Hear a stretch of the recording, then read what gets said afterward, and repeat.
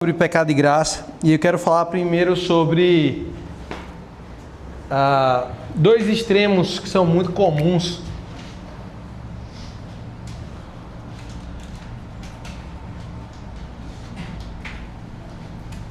Olha só, existem formas de pensar em que estabelecem o seguinte. Eu vou começar falando do pecado. Um extremo é aqueles que dizem assim: se você pecou, você está no inferno. E aí eu te pergunto, quem é que não pecou hoje?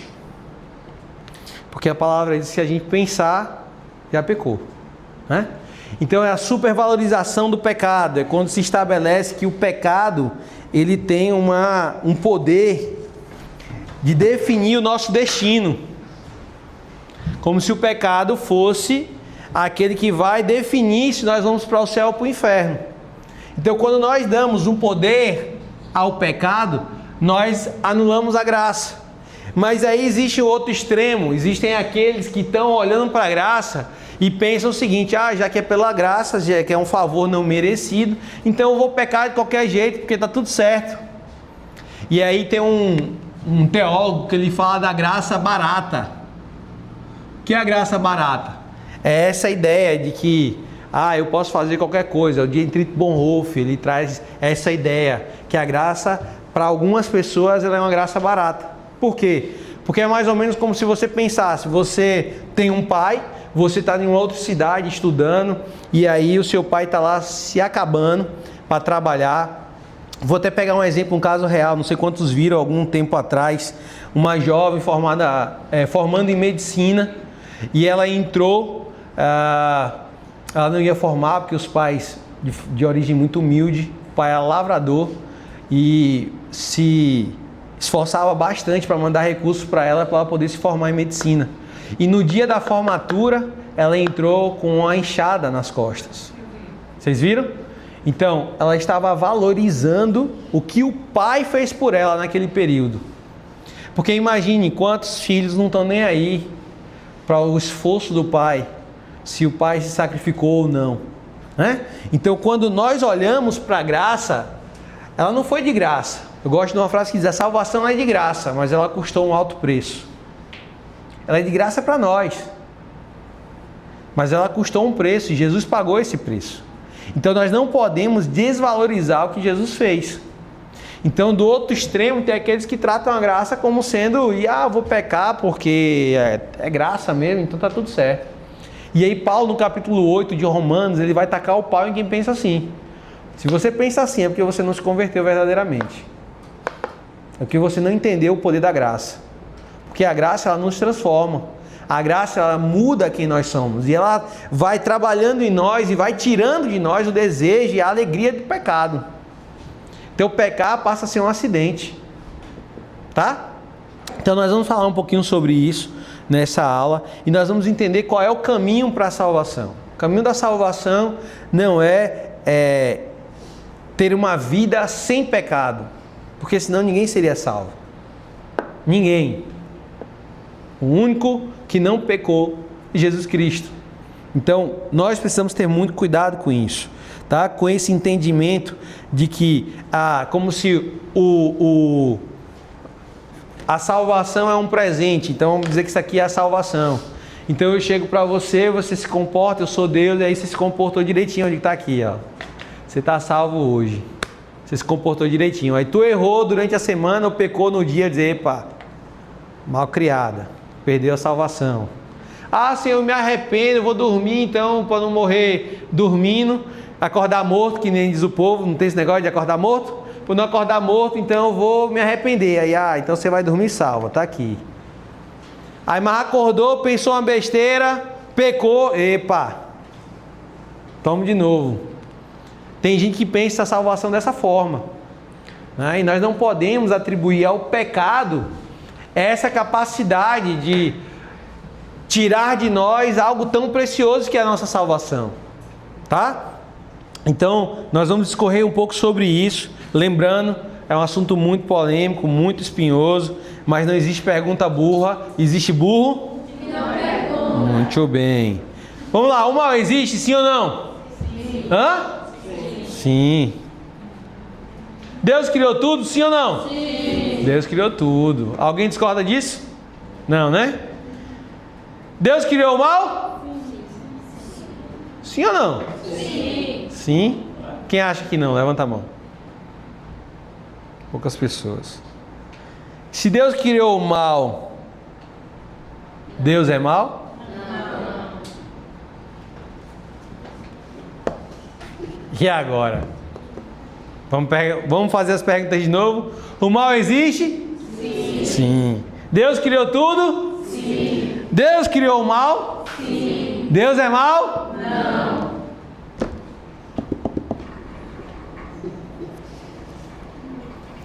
Vocês não estão me convencendo. Como é que a gente resolve isso? Algo que é muito simples. É complexo, mas é simples. A resposta que eu tenho para essa pergunta pode não ser aceitável para você. E aquilo que eu falo o tempo todo, e eu vou continuar dizendo, me perdoem ser chato em relação a isso, mas essa é a nossa forma de pensar. Você não é obrigado a concordar conosco, né? Mas a ideia é que nós chegamos à conclusão é que o mal não existe. Como é isso, pastor? Vou explicar, calma. Deus não criou o mal. O mal é a ausência do bom. É a ausência do bem. Vocês sabiam que o escuro não existe? O escuro é a ausência de luz. O frio, ele não existe, é a ausência do calor. Tá? Então, o preto também não existe, a cor preta é a ausência de cores. Então, quando nós entendemos que o mal ele não é um ser criado, não é um ser ontológico, não é um ser que foi, que Deus disse assim, vou criar ali o mal. Deus não criou o mal. Deus criou Satanás, sim ou não? Hã? Sim ou não? Não. Criou Lúcifer. Lúcifer era anjo de luz. Deus criou os demônios? Sim ou não? Não. Deus criou os anjos que decidiram cair. Tudo que Deus criou é bom. Só que aí, pastor, peraí, então por que Lúcifer virou Satanás? E por que isso acontece? Como é que o mal hoje é tão real na humanidade? Calma. Vamos entender. Vamos tentar entender. Mas primeiro eu quero desconstruir uma ideia que é muito, muito difundida, principalmente pela indústria cinematográfica. É a ideia que nós... Quem conhece esse símbolozinho aqui? Eu conheço, mas não sei o que é. Hã? É Yang Jung. Yang Jung. Quem aqui já assistiu Kung Fu Panda? Aí todo mundo já assistia. Já assisti os 4. Eu choro, inclusive, assistindo com os meninos. Mas qual é a ideia? Vem dos chineses, né? Essa ideia. Que o que é que ele tenta abordar através desse símbolo? Ele diz o seguinte: todo mal há bondade, e em toda bondade há maldade. Essa é a ideia de Yin Yang. Ou seja, em outras palavras, ele quer dizer que Satanás é um pouquinho bom também. E que Deus é um pouquinho mau. Eu não sei quantos aqui assistiram uma série chamada Lúcifer. Acho que tinha na Netflix, ou tem, não sei. Eu nunca assisti, mas um amigo assistiu e entrou em paranoia. Por quê? Porque quando ele assistiu Lúcifer, não vou perguntar aqui quem assistiu para vocês não se entregarem, mas diz que a série Lúcifer é um vingador, é alguém bom, que está querendo fazer justiça. Então ele sai fazendo coisas ruins com quem é mau.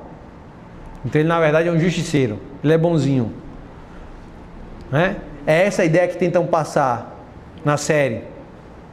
Em primeiro lugar não é diabo, é Lúcifer, né?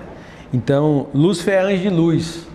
E a partir do momento que ele desejou ter independência de Deus, ele desejou caminhar com suas próprias pernas, ele deixou de ser um anjo de luz.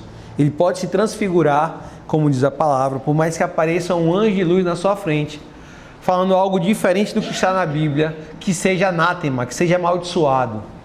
É isso que diz a palavra lá no o apóstolo Paulo dizendo aos Gálatas, que seja amaldiçoado. Então essa ideia aqui é uma ideia, vou colocar assim para ficar bem claro, é uma ideia furada, isso não é bíblico. Deus é 100% bom, tá? E Satanás, ou o diabo, como eles queiram chamar, ou lapeta, como alguns chamam lá, né? Para não dizer que é capeta, é lapeta. Então, ele é a ausência do que é bom. Não tem nada de bom. Tudo que ele coloca diante de alguém é para enganar. Porque a palavra diz que ladrão vem para roubar, matar e destruir. Ele não vem para brincar. Ele não vem para, eu quero fazer coleguinhas. Eu quero fazer pessoas legais. Não. Tem um teólogo que eu esqueci agora o nome, que ele diz que já que Satanás não consegue deixar o inferno atraído, ele floreia o caminho. Não é verdade? Então o caminho ele deixa bonito, mas ele não consegue mudar o que é o inferno. Então, o que é o pecado? Quem lembra? Eu já falei qual é a melhor, uma definição que eu gosto. Não é a única, existem várias outras. Mas quem lembra? Eu falei acho que na primeira aula. O que é pecado? Quem lembra? É tudo que... Não, velho, vocês não aprenderam, velho. Vocês não estão anotando. Hã? Você não veio, meu tio? Hã? Olha aí, parabéns. Tudo que agride a vida. Essa é uma das definições de pecado. Mas pecado é aquilo que afasta o homem de Deus. O que é pecado é errar o alvo. Então nós precisamos entender que, por exemplo, se isso aqui, vou pegar aqui, que aqui é o trono de Deus. Deus está aqui no seu lugar de glória, de majestade. E nós estamos aqui perto dele. Quando nós pecamos, não é Deus que se afasta. Deus continua no mesmo lugar. Ele não muda de lugar. Deus não nos abandona. Quando nós pecamos, somos nós que nos afastamos de Deus. Somos nós que quanto mais pecamos, mais estamos dizendo, olha, não quero ficar perto do Senhor. E eu me afasto dele. Então, Jesus ele se coloca sendo esse caminho de acesso a Deus. O único mediador entre Deus e os homens é Jesus Cristo, como diz a palavra. Então nós cremos que não há outro caminho para acessar a Deus. Não é através de religiões, não é através de santos, não é através de Maria, não é através de nada. O único caminho, o único acesso a Deus é Jesus Cristo. É o que diz a palavra. E nós, como eu falei, nós somos da Bíblia. Nós cremos no que a palavra diz. Porque se for para crer em devaneios de homem, em ideias, a gente estaria perdido. Né? Nós estaríamos perdidos. Então nós cremos na palavra. A palavra diz que o único caminho para acessar a Deus é através de Jesus Cristo. E o autor aos Hebreus vai falar, eu amo essa expressão que ele diz, um novo e vivo caminho. É assim que nós acessamos a Deus, através desse novo e vivo caminho que é Jesus Cristo. Então, o que é pecado? Pecado é o que nos afasta de Deus. E aí não existe pecadinho e pecadão. Todo pecado nos afasta de Deus, não importa. Se você fala uma mentirinha no trabalho, como alguns falam, mentirinha branca, ou se você mata uma pessoa, é pecado, ambos vão nos afastar de Deus. Agora, o que muda de um pecado para o outro são as consequências do pecado. Cada pecado tem a sua consequência. E existem aqueles pecados que são chamados pecados para a morte, que são realmente daqueles que estão muito distantes de Deus. Porque a gente tem, não sei se vocês já ouviram, pessoas falando assim, e se alguém que estiver traindo a esposa num motel lá com a amante, Jesus voltar, ele vai para o céu? Ele não está em Cristo. Simples. Como é que ele vai para o céu se ele não está em Cristo? Às vezes o cara está na igreja, está servindo, mas não está em Cristo. E a salvação não é estar dentro de uma igreja, não é estar dentro de uma instituição, não é estar dentro de uma denominação. A salvação é estar em Cristo, é viver o que Cristo deseja que venhamos a viver. Então alguém que está em Cristo não vai ter um amante. Alguém que está em Cristo não vai caminhar em em caminhos que não agradam ao Senhor. Você pode errar, cometer um erro, mas você vai se voltar para o Senhor, porque o Espírito Santo vai te puxar. É assim que funciona. E aquele que está em Cristo é nova criatura. As coisas velhas já passaram e tudo se fez novo. Amém?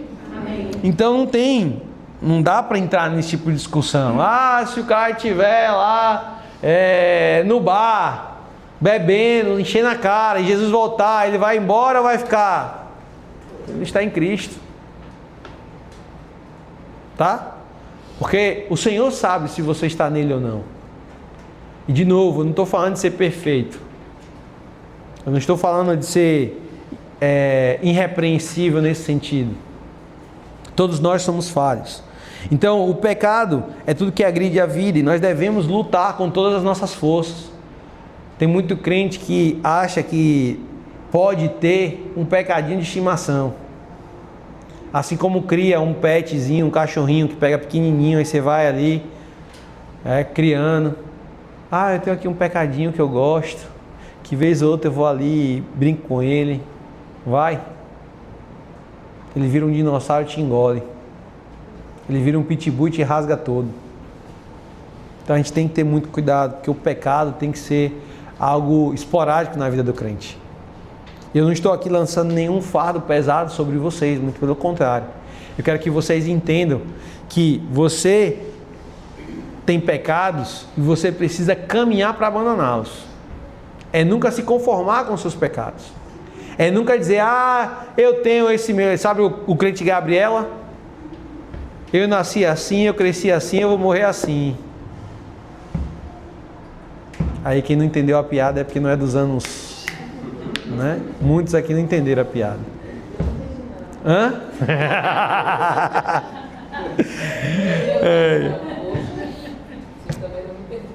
Era uma música de quem é mesmo aquela música?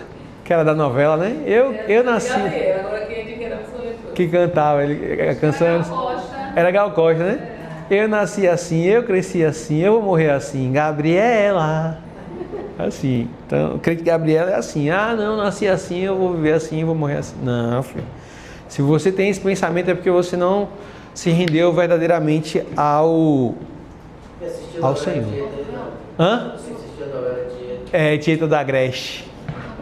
Diga, tio. Aí você vai lá, assim, o crente fala, eu vou morrer assim, eu vou crescer assim. Não pode, né? Crente tem que ser transformado. É o que a palavra diz em Romanos 12:1. Né? Sermos transformados à luz da palavra. Onde surgiu o pecado, gente? No Éden, né? Amém? Vocês estão com medo de responder por quê? Eu brinco com os meninos lá em casa, né? Faço a pergunta para eles, quando eles acertam eu falo. Quando eles erram, eu falo quen. Onde é que surgiu o pecado, gente? A gente tem que pensar, é porque eu gosto de fazer vocês pensarem. O erro do ser humano. Quando o ser humano erra, né? Quem foi o primeiro a pecar? Adão e Eva. Certo? Errado. Quen. Onde surge o pecado? Não é no Éden. O pecado não surge quando Caim mata Abel. O pecado não surge quando Adão e Eva comem do fruto proibido. O pecado surge quando Lúcifer, diante do trono de Deus, ele deseja ser igual a Deus. Ele deseja ser independente de Deus. Ali surge o pecado. E o pecado traz consequências sobre Lúcifer. Então, existe um texto em Isaías, não vai dar para a gente ler alguns textos hoje, mas se quiser anotar para você ler depois, Isaías 14, de 12 a 14. Nós precisamos ter muito cuidado em perceber o porquê que o mundo é assim. Sabe, durante muitos anos eu tinha muita raiva de Adão e Eva. Não sei se você já teve raiva de Adão e Eva. Eu já tive. 12 a 14. Não, eu tinha vontade de ficar assim, eu vou pro céu só pra pegar Adão e quebrar ele no pau. Tá pensando? A gente vai dar um conselho, mas você bate e E eu corro. Por que acontece? Eu ficava assim, mas por que Adão e Eva pecaram? A consequência de nós sofrermos tantas coisas, a culpa é deles.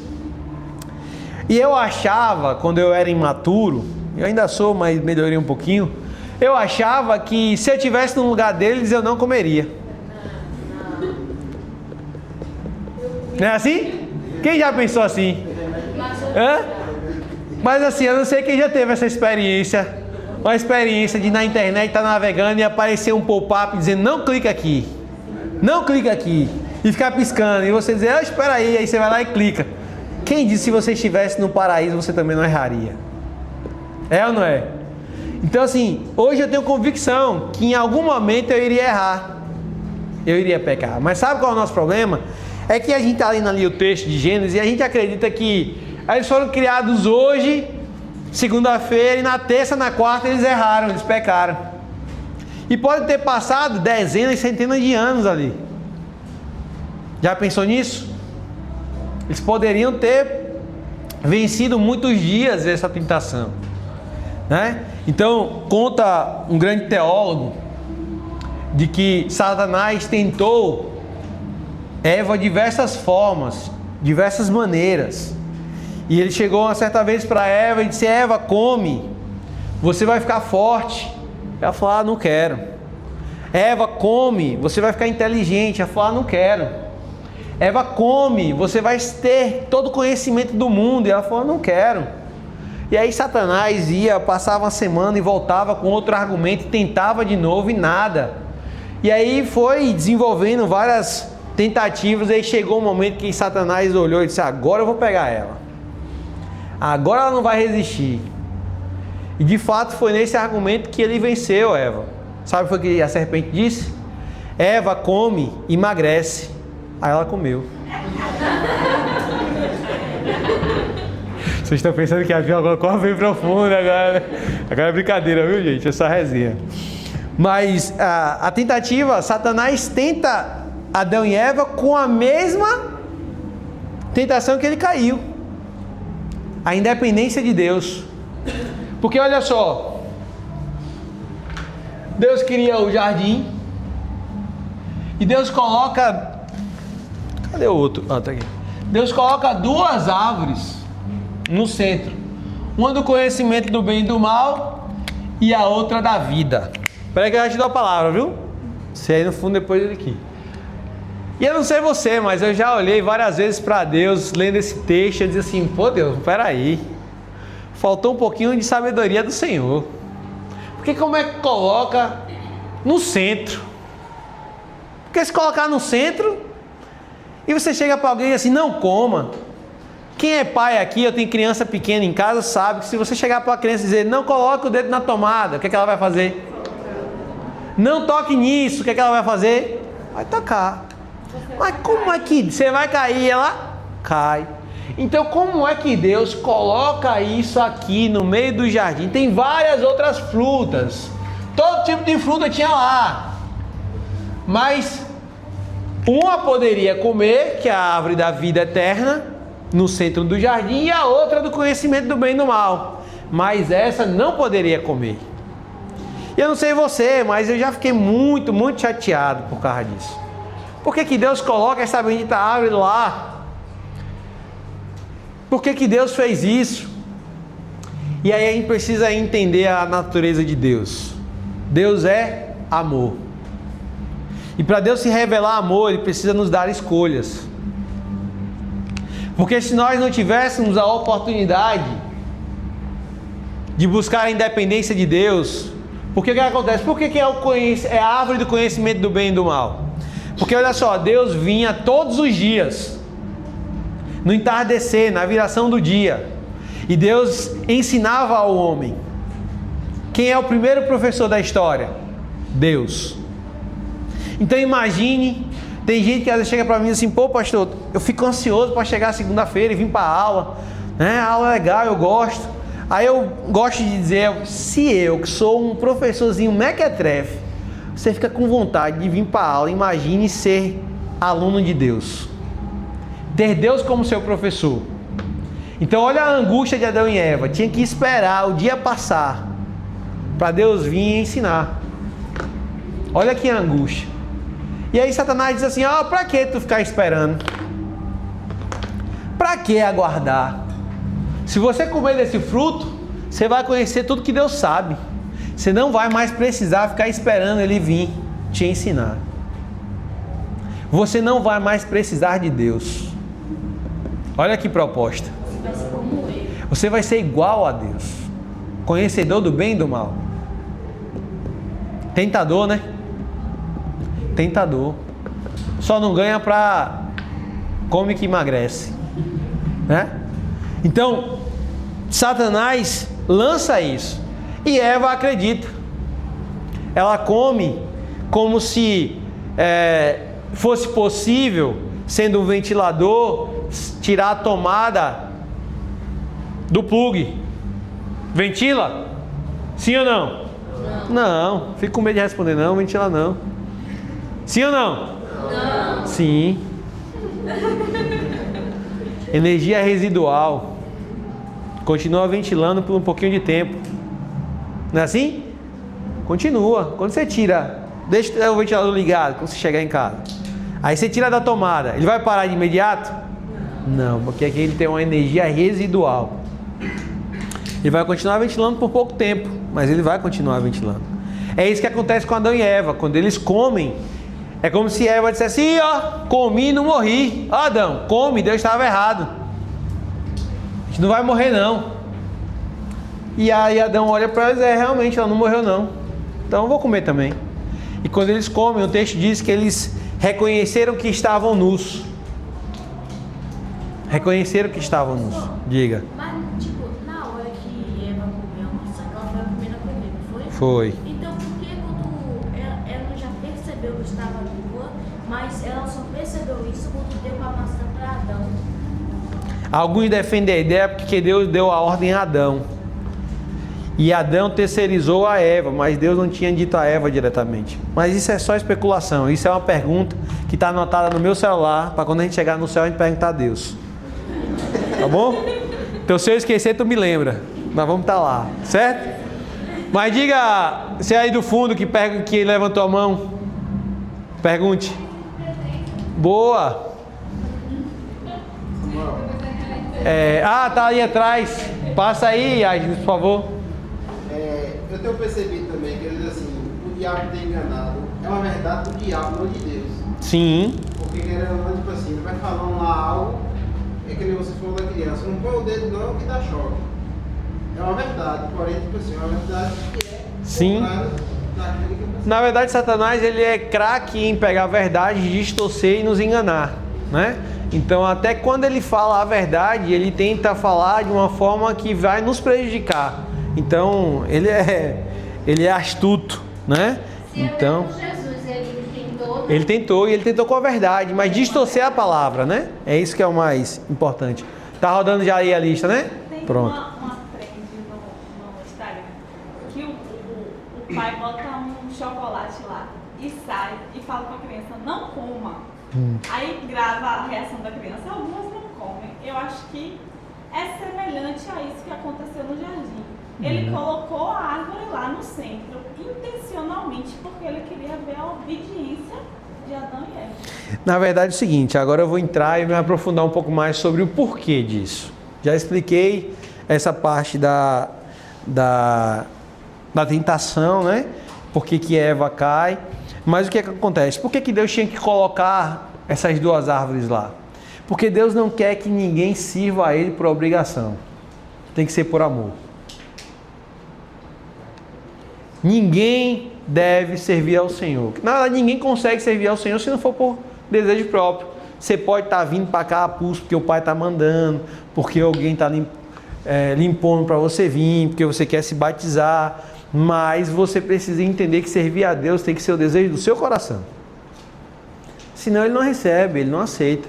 Então olha só, para que houvesse amor, porque olha só, se eu dissesse para você, se eu chegasse para você e dissesse o seguinte: olha, vocês só vão ter uma opção.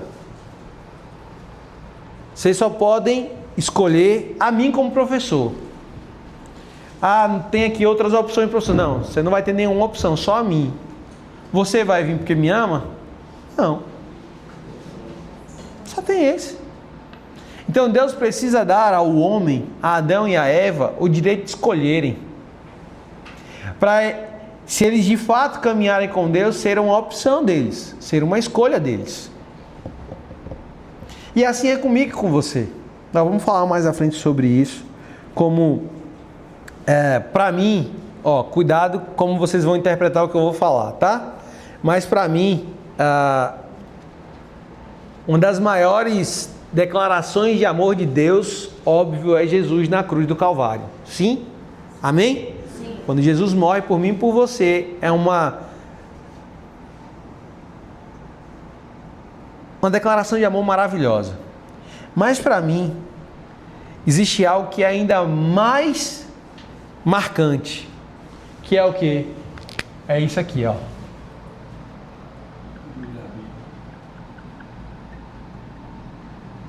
Sabe por quê? Porque Deus nos ama de tal maneira que Ele nos dá o livre-arbítrio. E Ele enviou Jesus para morrer por toda a humanidade. E Ele mesmo assim não obriga ninguém a servi-lo. Deu para entender? Era para vocês darem um glória, um terra, um manto, um rodopiar, falar em línguas. Vocês não entenderam, não. Se você entendesse isso aqui, você não ia ficar caladinho assim, não. Arrupiei. Vou até coisa aqui para mostrar as coisas. É sério. Porque Deus não quer ninguém que o adore por obrigação. Isso é livre-arbítrio. Glória a Deus. Aleluia! Eita! Oh, Deus! Eu ainda vou desligar esse ar-condicionado um dia que eu quero ver se esse povo não vai dar glória aqui. Gente, quando nós entendemos isso, nós vamos entender quando é que começa o plano da cruz. Quando é que começa o plano da cruz? No Segundo Testamento. No Segundo Testamento, quando Jesus nasce, sim ou não? Sim. Sim ou não? Não.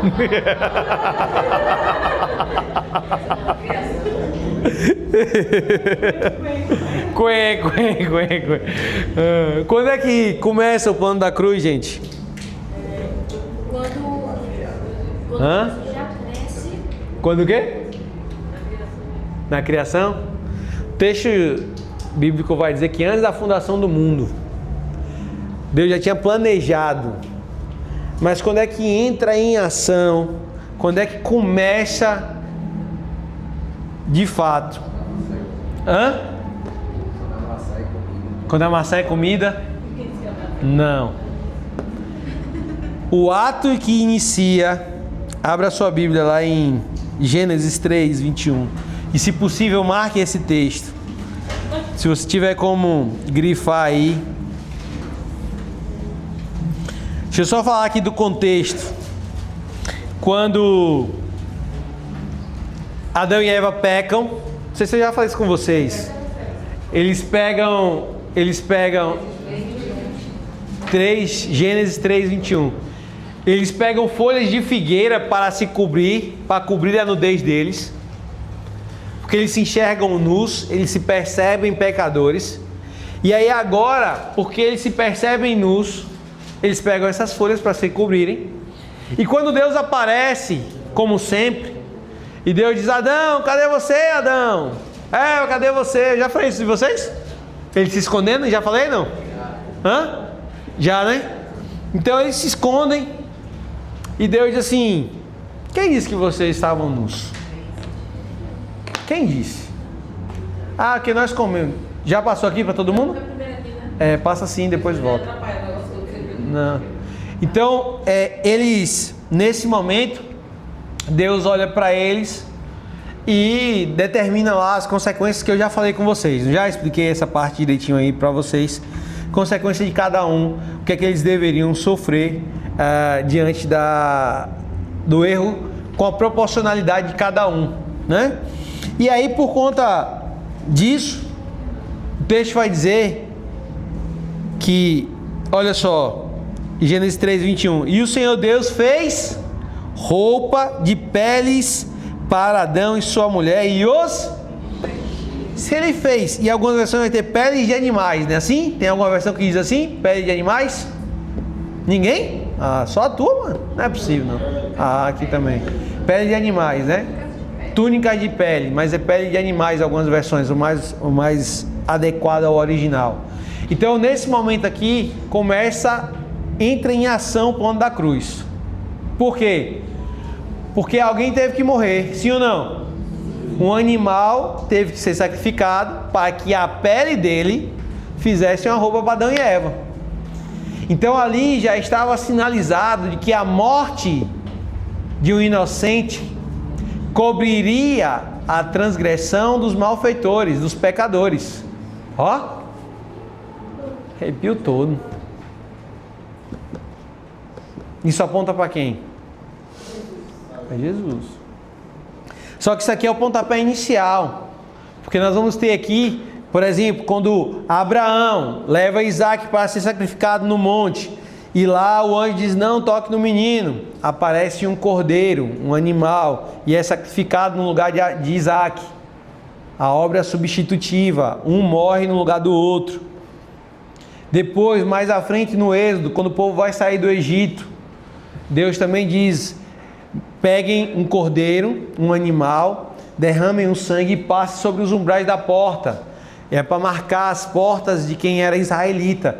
E aonde tivesse essa sinalização do sangue, o anjo da morte passaria e não mataria. E daí onde vem o termo Páscoa, passar, Pascuá, que fala, né? Em outras versões. Então, vinha matando os primogênitos, mas quando tinha uma casa ali com os umbrais com sangue, passava aquela casa. E aí o primogênito não morria. Então, depois, na lei de Moisés, é instituído como uma lei. A lei mosaica estabelece que, uma vez ao ano, o pai da família deveria oferecer um animal. E aí ele estabelece algumas regras, alguns princípios ali, para que aquele animal fosse morto no lugar para pagar as dívidas, o pecado daquele que cometeu as transgressões. Então, nós temos aqui esse sinal. Então, quando é que começa o plano da cruz?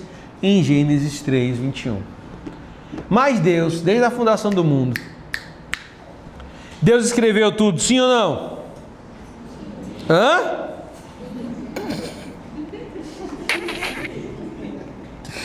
Deus escreveu tudo, sim ou não? Responde. Deus é onisciente, sim ou não? Onipotente, onipresente. Então Deus escreveu tudo, sim ou não? Rapaz, vocês... Olha só. Se nós afirmarmos que Deus escreveu tudo, nós vamos anular o livre-arbítrio. Porque se Deus escreveu que você estaria aqui, dia 7 hoje, né? 7 de abril de 2025, às 21 horas já. Se Deus escreveu, você não teve escolha de vir. Se Deus escreveu que você estaria com a roupa que você está, não foi você que escolheu, então não teve livre-arbítrio. Estou pegando aqui uma coisa bem simples. Mas e aí? E agora? Deus escreveu ou não escreveu? Hã? Mas Deus sabia que você ia estar aqui? Sabia. Então qual é a diferença? A diferença é que Deus não escreveu tudo, mas Deus sabe de tudo.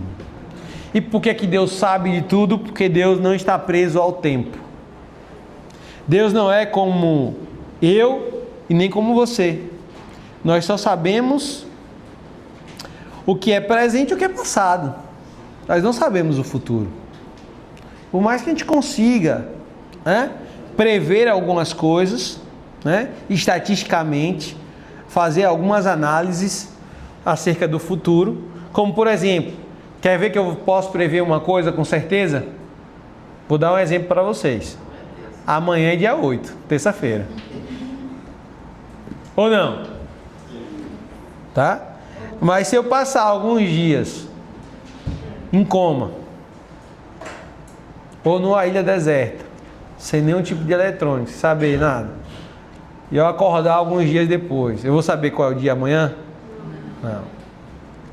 Por quê? Porque eu não sei de tudo. Mas Deus sabe de tudo, porque Ele não está preso ao tempo, nem ao passado, nem ao presente, nem ao futuro. Deus vê tudo como uma coisa só. Então Deus sabia que você estaria aqui, mas não foi Ele que determinou que você estaria aqui. Foi o seu livre-arbítrio que te trouxe. Deu para entender a diferença? Muda tudo, né? Deus sabe é uma coisa, Deus escreve é outra. Porque se a gente colocar que Deus escreveu tudo, nós vamos chegar à conclusão de que nós somos marionetes. E que tudo isso que nós vivemos é um teatro. E que nada faz sentido. Sim ou não? Então eu não consigo crer em um Deus que não nos ama a ponto de nos dar um livre-arbítrio. Assim como também eu não consigo crer em um Deus que me impõe algumas questões como alguns pensam. Então, mais na frente nós vamos tratar mais sobre essa questão também dessa interferência no livre-arbítrio. Mas diga, tio. Duvida o prefeito de 3 coisas? Como é? Duvida o prefeito que falta de 3 coisas? Diga. Eu vou acordar amanhã. Olha, isso não é certeza. Você não tem essa certeza. Amanhã provavelmente eu vou comer. Sim. E amanhã provavelmente eu posso pecar. Sim. Provavelmente você vai acordar, provavelmente você vai comer, provavelmente você vai pecar. Mas certeza. E os dois é sequência de osso. Se acordar... Pode comer, se comer. Porque se não acordar, nenhum dos dois é possível. Então olha só, assim como Adão e Eva, eles estiveram diante dessa escolha, a mesma escolha você tem hoje. Olha que loucura, mas é verdade. Então às vezes a gente critica Adão e Eva, não é assim? Mas a gente escolhe errado igual a eles. Eu acho que eu já falei com vocês, a gente critica, eu criticava tanto meu pai e minha mãe, que faziam as coisas, e vez ou outra eu me pego fazendo a mesma coisa que eles faziam. É ou não é? Aí uma crise que o apóstolo Paulo coloca lá em Romanos capítulo 7. Ele diz assim: aquilo que eu não quero fazer, isso eu faço. Mas o que eu não quero fazer, isso eu faço. Aí chega à conclusão dizendo: miserável homem que sou, quem me livrará do corpo dessa morte? Ah, me arrepio todo. Quem nunca teve essa crise? Ah, não queria fazer isso não, mas faz. Não é assim? Ou tipo, eu quero fazer algo e não consigo. Eu não queria falar isso não, Mas falou. Não é assim? Então nós precisamos ter muito cuidado. Por quê? Porque nós estamos diante de essa mesma escolha. Nós temos o livre-arbítrio se nós vamos obedecer às leis, às orientações que preservam a nossa vida, ou se nós vamos pecar, que é o ato de degradação da vida. Essa escolha cabe a mim e a você. Escolher entre o pecado e a graça. A decisão é a mesma. Só que para Adão e Eva era em forma de fruta. Só isso. E hoje é a quem servir. Quem você quer servir? A quem você quer servir? Essa é uma decisão simples. E olha só, a palavra do Senhor é tão... Sou apaixonado pela palavra. Que Deus diz assim, ó, põe diante de ti a bênção e a maldição, a vida e a morte. Aí ele ainda diz, escolhe, pois, a vida. É tremendo demais, porque Deus ainda dá... É tipo assim, ó, eu vou te dar uma questão na prova. Uma questão na prova, para tu fazer uma questão. E eu chego e digo assim, ó, vida bênção, morte, maldição. Só para você marcar, é uma pergunta. Qual sua escolha? Tá aqui. Aí Deus ainda bota 2 LEDs assim, ó, gritando. Escolhe, pois, a vida, benção. Glória a Deus. Fácil, né? Então tem uma frase que eu gosto muito.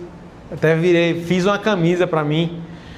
Se você quiser também, você pode comprar essa camisa. Depois eu posso até mandar lá um link. Quando eu olho pra mim, não vejo como me salvar. Mas quando eu olho pra Cristo, não vejo como me perder. Eu vou repetir, para ver se vocês dão um terra, um glória, Quando eu olho para mim, não vejo como me salvar. Mas quando eu olho para Cristo, não vejo como me perder.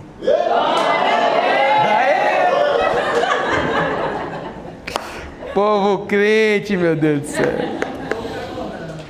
Acordar, Gente, é sério, quando nós olhamos para Cristo, e aí de novo, quero deixar claro, que no caminho com Cristo há espinhos, há dores, há sofrimento, há pecado, mas não como alguém que tem satisfação em pecar, em desagradar a Deus, porque quando você está com Cristo, você quer agradar a Cristo.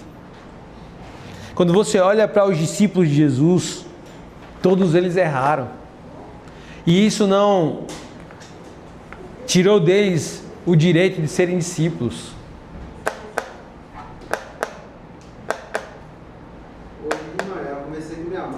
E aí ela estava com pressão alta. Aí eu liguei hoje e falei, perguntar como é que ela tem passado a noite.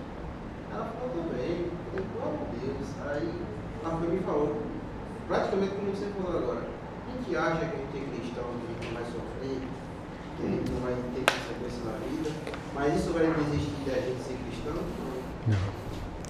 Até porque não existe. Até comendo assim, isso que é crente, tá doente, tá... Nós vamos entrar daqui a pouquinho nessa questão aí. Daqui a pouquinho a gente vai chegar lá.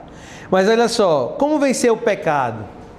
Porque nós precisamos entender que o pecado é o inimigo. Diga, pastor. Eu fico aqui devaneando, né? Qual é a sua escolha? Vida e bênção? Só que o parênteses é bem estreitinho. E morte e maldição é o parênteses bem largão. Sim, né? Vai sim. dar na porta estreita. Exatamente. A porta larga e a porta estreita. Mas escolhe a vida, Não é? né? Quando passar da porta estreita é largão, né? É largo. Vai ser bom pra caramba. É bom. Então nós precisamos encontrar forças para vencer os nossos pecados, porque pecado tem que ser combatido, pecado tem que ser vencido, tá? Então o que as pessoas dizem? Porque você não consegue, você não é capaz, você não você é assim. Quem aqui nunca ouviu você ser definido pelo seu pecado? Se você um dia mentiu, a pessoa diz, você é mentiroso, você é prostituto, você é preguiçoso. Então muitas vezes os pecados, as pessoas querem nos definir através dos nossos pecados, e eles não nos definem. Seu pecado não pode te definir. Amém? Amém. Então o que a palavra diz? Nós precisamos encontrar as forças que nós precisamos na oração. Então olha só, quando o inimigo ele quer colocar que existem coisas na nossa vida. Vamos ler um texto aqui muito interessante. Abra aí em Tiago, capítulo 1.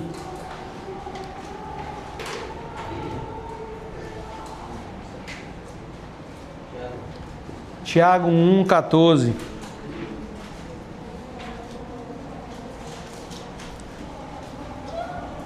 Vamos ler o 13. Só para a gente entender um pouco aqui o contexto.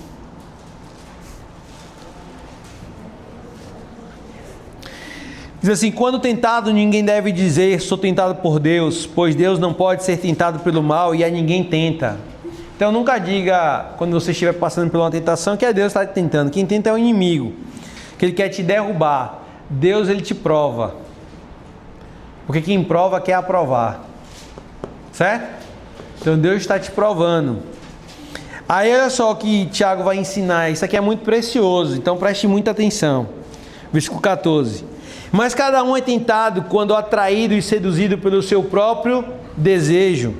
Então o desejo, sendo concebido, dá à luz o pecado. E o pecado, após se consumar, gera a morte. Então olha só.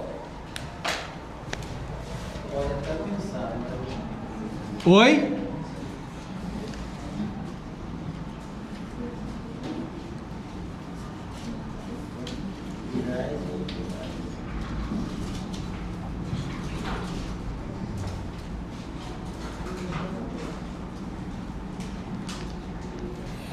Olha só, como é que funciona o processo, a estratégia do inimigo? Em primeiro lugar, todos nós precisamos entender que você e eu, todos temos um mau desejo.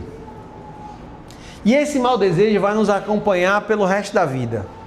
Tu pode se converter, tu pode orar, tu pode fazer jejum, tu pode ir para o monte, tu pode se batizar, tu pode fazer campanha de quanto tu quiser aí. Existe em cada um de nós um mau desejo, que é a nossa fraqueza. E que ela vai te acompanhar.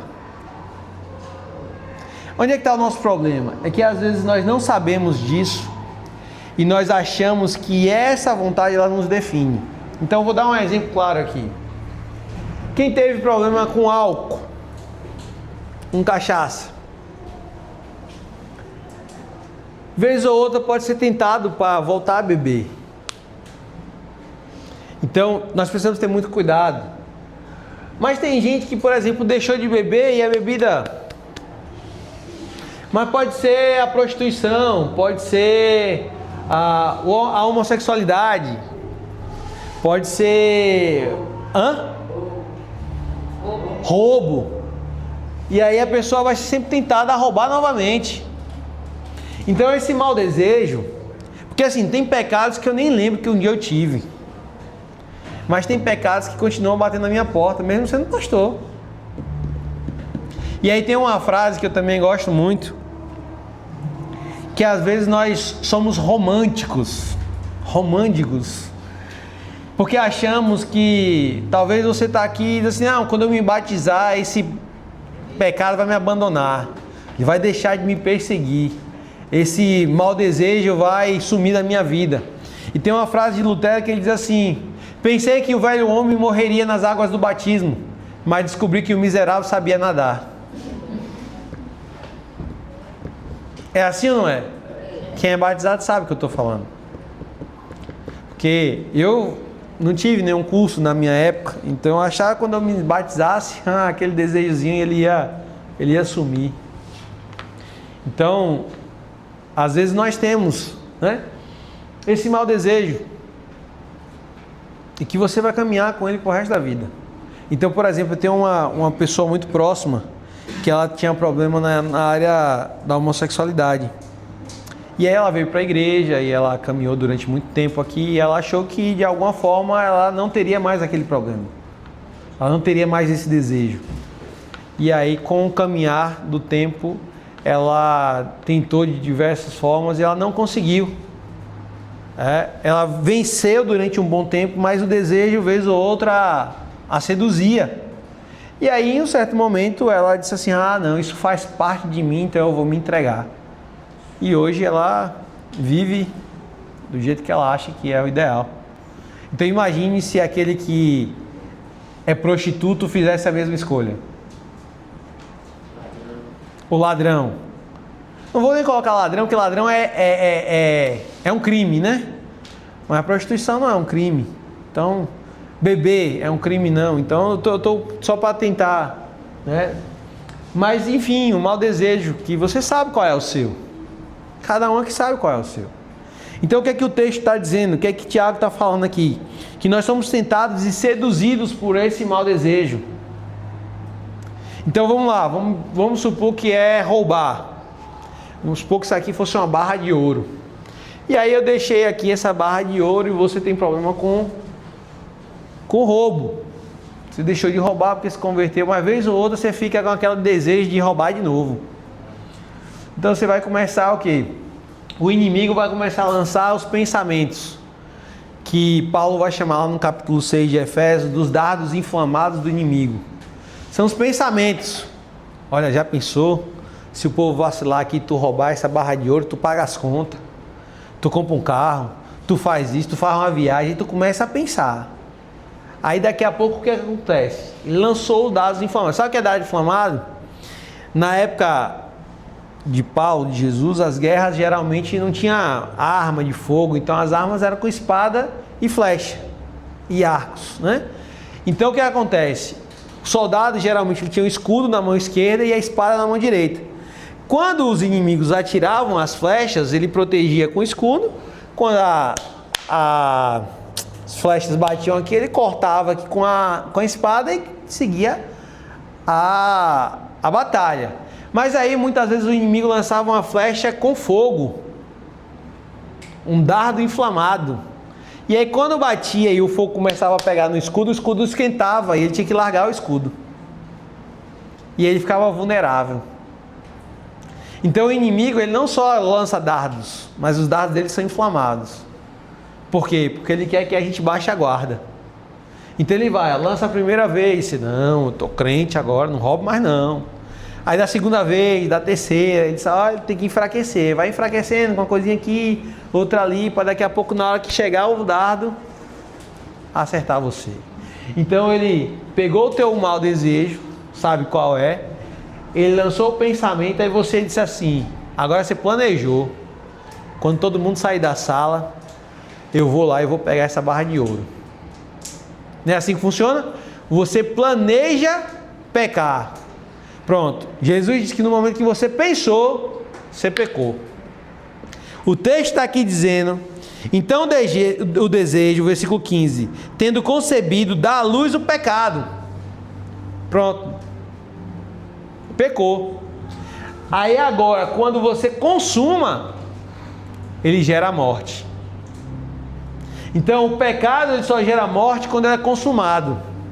Então qual é a orientação que o texto está nos dando? Aborte o pecado. Quando você decidir na sua mente pecar, repreenda. Vou fazer isso não. Como é que eu vou fazer? Eu vou ser o primeiro a sair da sala. Porque eu não vou correr o risco de querer ficar aqui sozinho com... Porque, por exemplo, quem é quando é algo que você vai consumir, uma cachaça. Não, eu vou pegar, eu vou dar só uma goladinha e depois eu jogo o resto fora. Vai. Cai nessa pra tu ver. Não vai jogar fora nada, tu vai tomar. Não cai nessa não. Ó. Não brinque. Então, esse aqui é o mecanismo que o inimigo usa para te manter preso ao pecado. E a palavra diz que se o Senhor te libertar, verdadeiramente sereis livres. E a bondade de Deus, pastor Samuel, é incrível, porque eu lembro muito de Caim. Quando Deus falou, o pecado jaz a porta. Jaz a Caim já estava no plano. Isso. E Deus sinalizando, né? O inimigo fazendo ele passar por tudo isso. Deus sinalizando, o pecado jaz a porta. Cabe a ti. Dominá-lo. Domine. Rapidinho que ela levantou a mão primeiro, eu já te dou a palavra. Já esqueceu. Lembrou? Se tu lembrar, tu pergunta. Vai lembrando aí. Fala. O espinho de Paulo, né? O espinho que ele tanto fala, está relacionado ao físico, né? Porque deixa ele pede para que livre, né? Daquilo e permanece ali para ele lembrar, né? Sim, eu creio que é esse mau desejo que todos nós temos. Todos nós temos. Todo homem, toda mulher. Então eu creio que quando Paulo está escrevendo ali sobre o espinho na carne, é isso.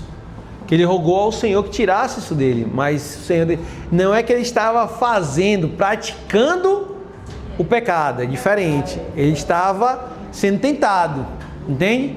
Era o espinho que vez ou outra fazia ele perceber que ele não era santo de forma perfeita. Entendeu? Diga. Pensamento, até hoje tenho, mas estou desmistificando. E, tipo assim, quando eu me reconciliei, eu teria que abandonar todo o pecado para me reconciliar. Ou não a partir disso, antes disso. A mesma coisa eu batismo. na minha cabeça. Eu penso que a pessoa tem que abandonar todo o pecado antes de se batizar. E tu acha que tu consegue sem Deus? Tudo que o inimigo quer é colocar isso, ó. Só venha quando você for perfeito. E a proposta do Evangelho não é essa. A proposta do Evangelho é venha que eu vou te transformar de glória em glória. E eu estou mudando o meu pensamento agora, mas eu pensava exatamente assim. E eu coloquei na minha cabeça, eu acho que muitos pensam assim também, Sim. que nunca está preparado. É como eu coloquei no início da aula, né? Eu vou ir quando eu estiver preparado. Mas quando a gente vai se sentir preparado? Nunca. Eu falo que o batismo não é para quem é preparado, é para quem quer se preparar. É diferente. Na verdade, é a caminhada com Cristo, né? Porque hoje eu sou um pouquinho melhor do que eu era lá atrás. Mas eu tenho que caminhar com Cristo, porque sem Cristo eu não sou capaz de melhorar. Mas com Cristo, a história é outra. Por quê? Porque eu tenho um padrão a ser seguido. Eu tenho um objetivo a ser alcançado. Amém? Mais alguém queria falar alguma coisa? Vamos lá para a gente ver se a gente consegue chegar pelo menos no momento que é crucial. Então olha só. 5 aspectos da salvação. Primeira coisa, tem que ter arrependimento. Eu gosto da palavra em hebraico que é techuvá. E o que é techuvá?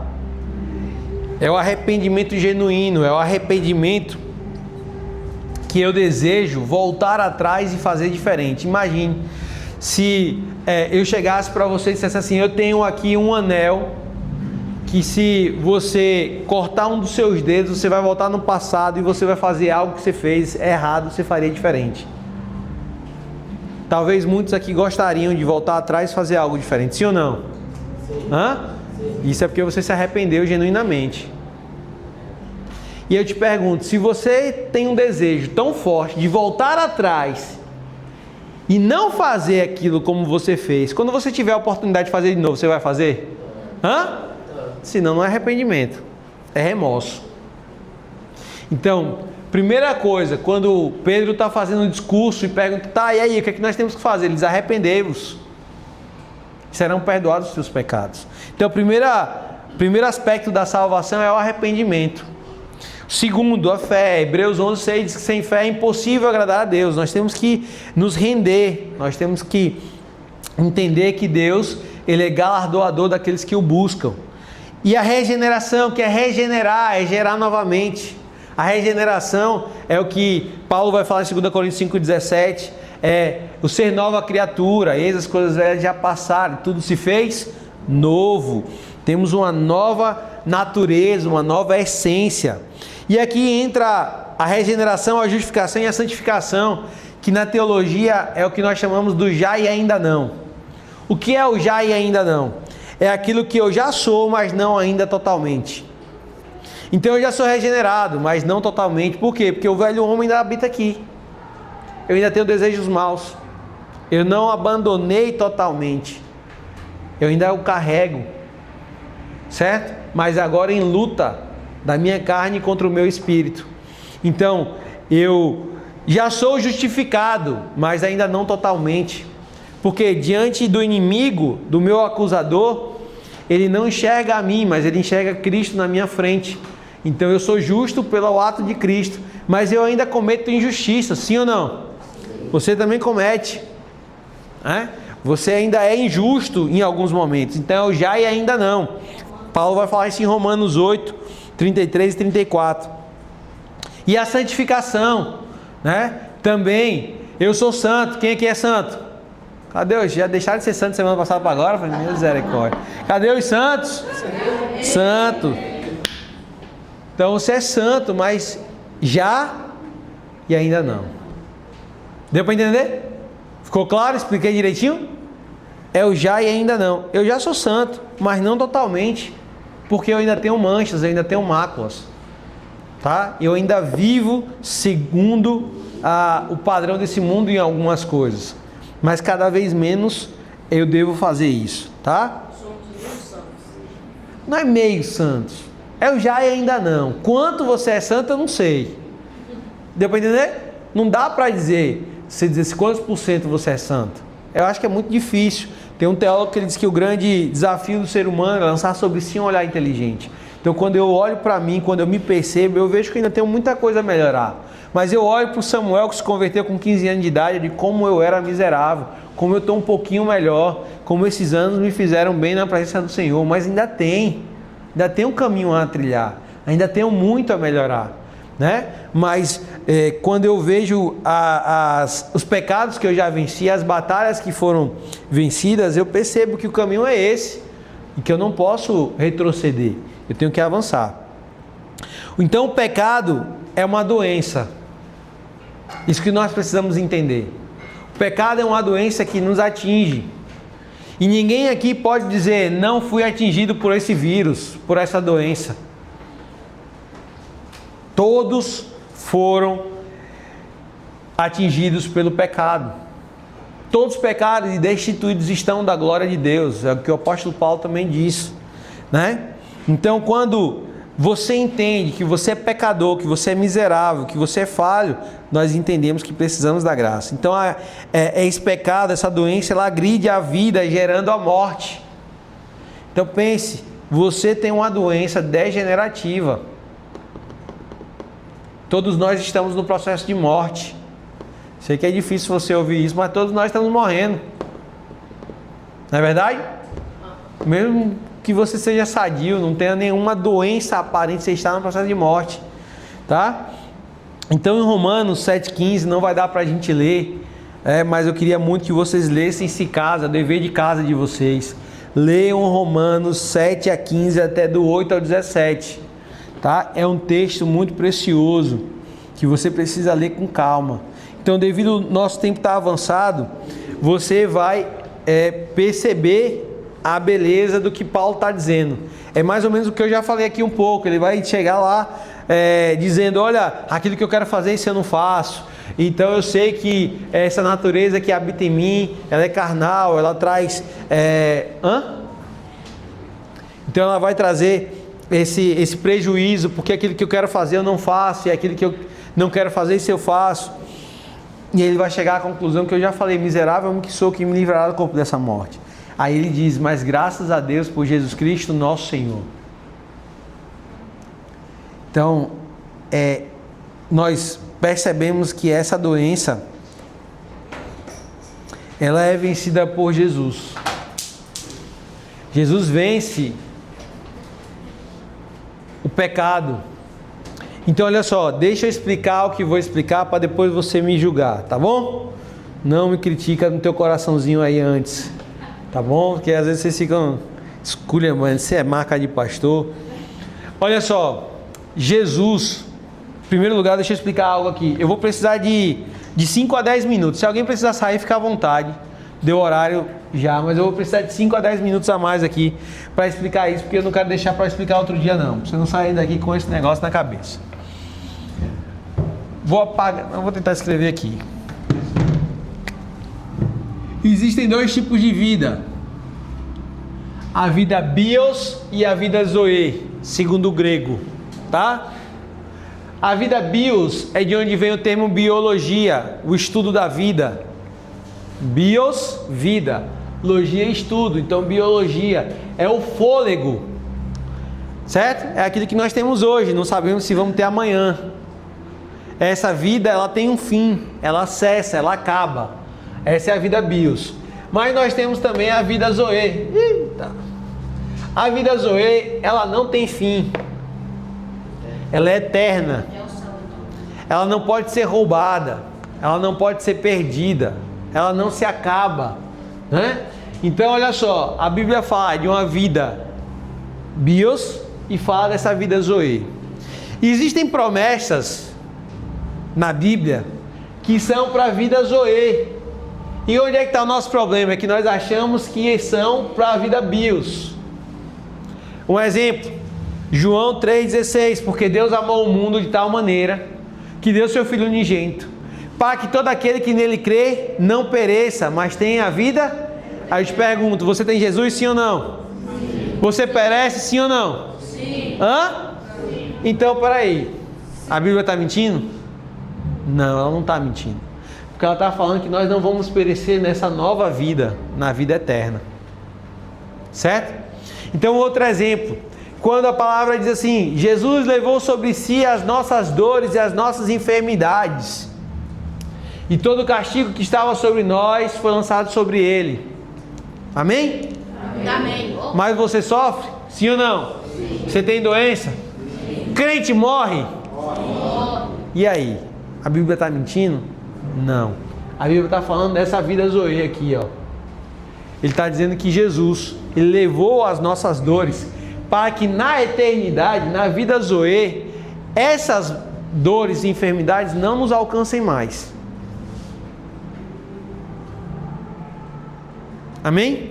Amém. Então, eu já vi muito crente cometer um gafe terrível, de às vezes ir orar por alguém que está enfermo e dizer assim: Jesus levou suas enfermidades, seja curado agora em nome de Jesus. Eu não estou dizendo que você não deve orar, você deve orar, mas não lançando uma obrigatoriedade, não lançando o entendimento errado, porque se fosse assim, não existia crente em hospital.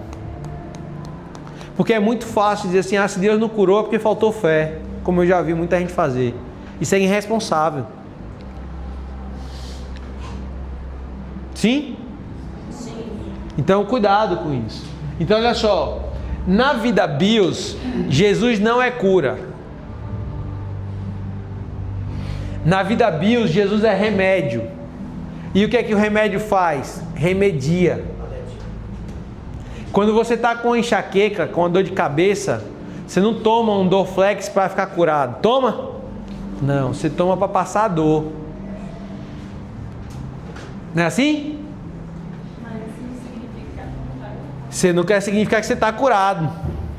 Porque aquele remédio não te cura. Ele te remedia. Então agora na vida bios, Jesus é um remédio. E que nós precisamos tomar constantemente. Nós precisamos estar nele. O pecado é a nossa doença. Então, quando nós estamos em Cristo, nós nos esquecemos da dor, do pecado. E aí você consegue vencer os seus problemas. Mas Jesus aqui nas vidas zoe, ele vai ser cura. Porque como diz Apocalipse 22, ele diz que não haverá mais dor, nem sofrimento, nem clamor, porque as coisas velhas já passaram, tudo se fez novo. Então ele já é cura completa para mim e para você, mas nós só vamos experimentar essa cura na vida zoe. Deu para entender, gente? Porque quando eu falo que Jesus é remédio hoje, tem gente assim: então está dizendo que ele não é cura. Não estou dizendo que ele não é cura, estou dizendo que ele é cura, mas ele é cura aqui.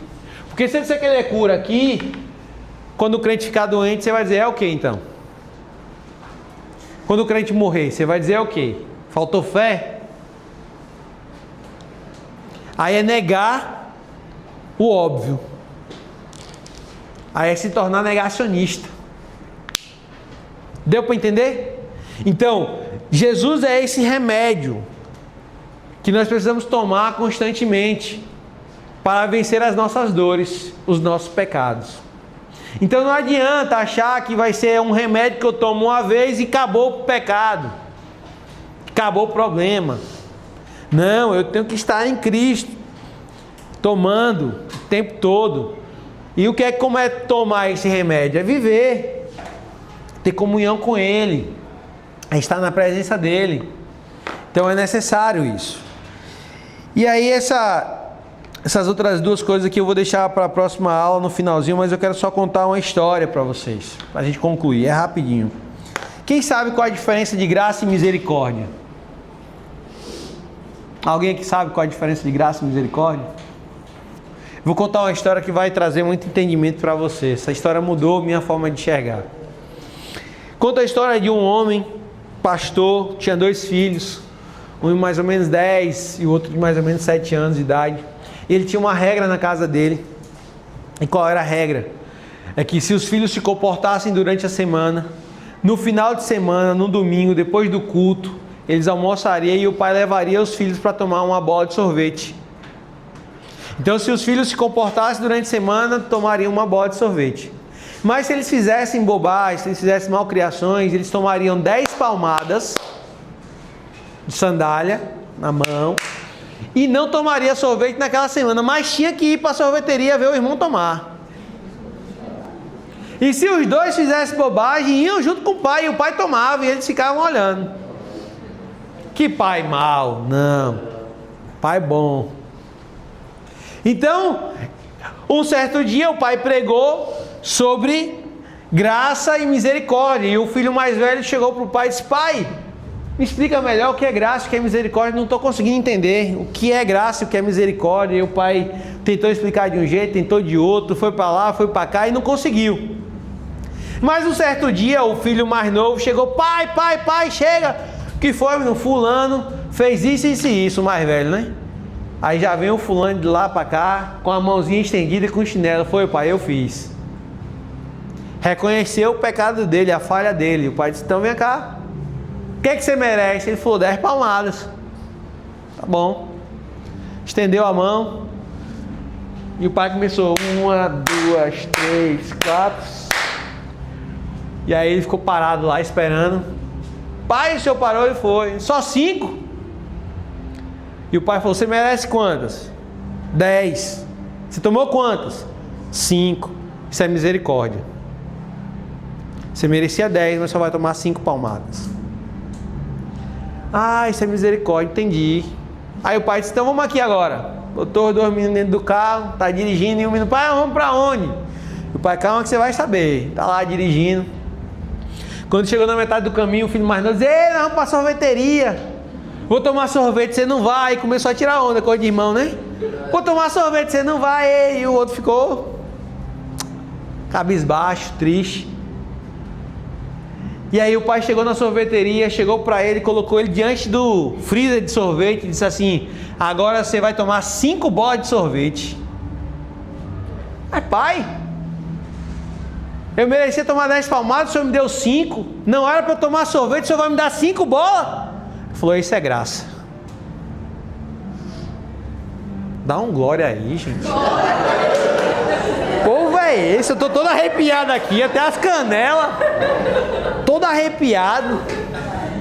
Deu para entender o que é a graça? É aquilo que eu e você não merecemos. Nós merecemos o inferno. Nós merecemos sofrer aqui na terra muito mais do que nós sofremos consequência dos nossos erros. Mas Ele é misericordioso. E o salmista vai dizer que as misericórdias do Senhor são a causa de não sermos consumidos a cada manhã. No meu entendimento, a graça seria 100% e a misericórdia 50%, 30%, Mas assim, a graça é aquilo que eu não mereço. E o que é misericórdia? É aquilo que eu mereço apaziguado. É a parte ruim apaziguada. O que é a graça? É a parte boa potencializada. Deu para entender? Então essa história é muito interessante, né? Então, que nós venhamos de fato viver a graça do Senhor, viver aquilo que Ele tem e reconhecer a misericórdia dEle sobre a nossa vida. Amém? Amém. Alguma dúvida? Não? Semana que vem eu vou falar um pouco sobre a Efésios capítulo 4, que a graça é dom, mas a gente fala na próxima semana. Vamos ficar de pé, vamos orar.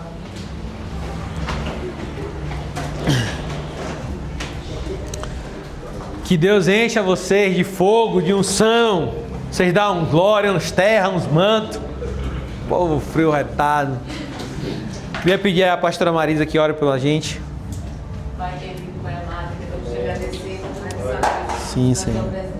Amém, Jesus. Obrigada, Deus, pelas suas misericórdias que se renovam cada manhã. E é o motivo pelo qual nós não somos consumidos, Deus. Amém.